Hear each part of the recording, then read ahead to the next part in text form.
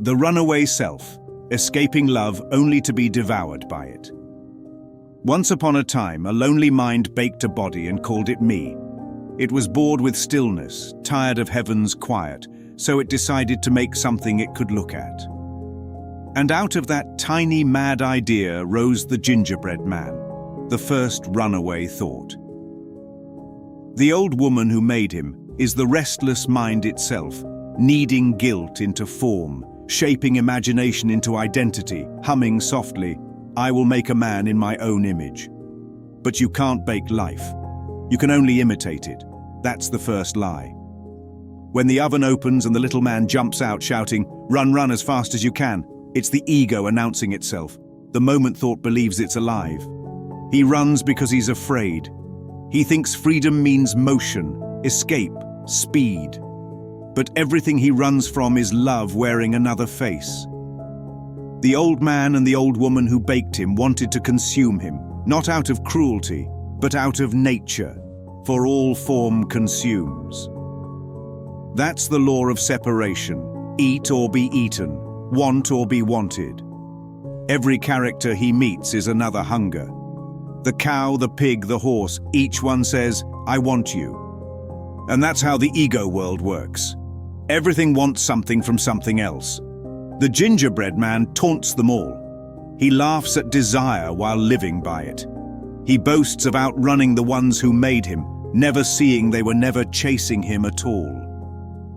They are his own projections, reflections of his private fear that he will be devoured by what he secretly craves.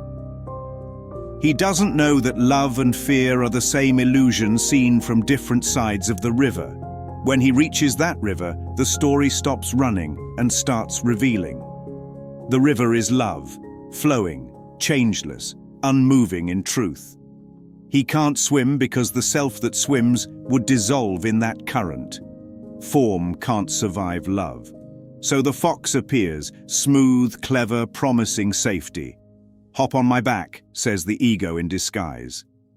It pretends to save him from the water, but really saves him from awakening. Halfway across, the fox says, "Move closer."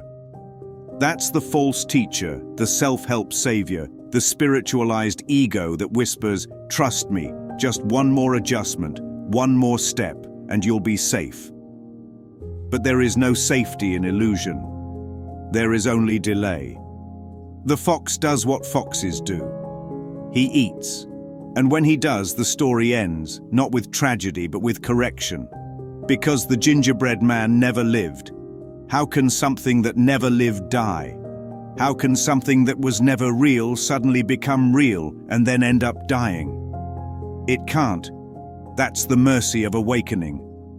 The ego dies only in imagination. You can't turn an illusion into a truth. When the fox devours him, it isn't death. It's return. It's the end of the lie that animation equals existence. In that devouring, love consumes the false and leaves the real untouched. The ancient storytellers knew this long before the oven had a name. They shaped bread into men and called it sacred, not because dough was holy, but because it symbolized the one life pretending to be many. To eat the bread was to remember the source. To run from the source was to believe the crust was the self. That's the Gingerbread Man's real song, not "You can't catch me," but "You can't lose what you never had." The river was never an obstacle. It was the way home. And the fox was never an enemy.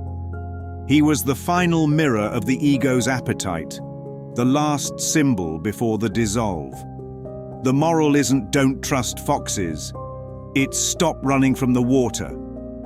Because the moment the mind stops fleeing, it remembers that it was never baked, never bitten, never born, and never died.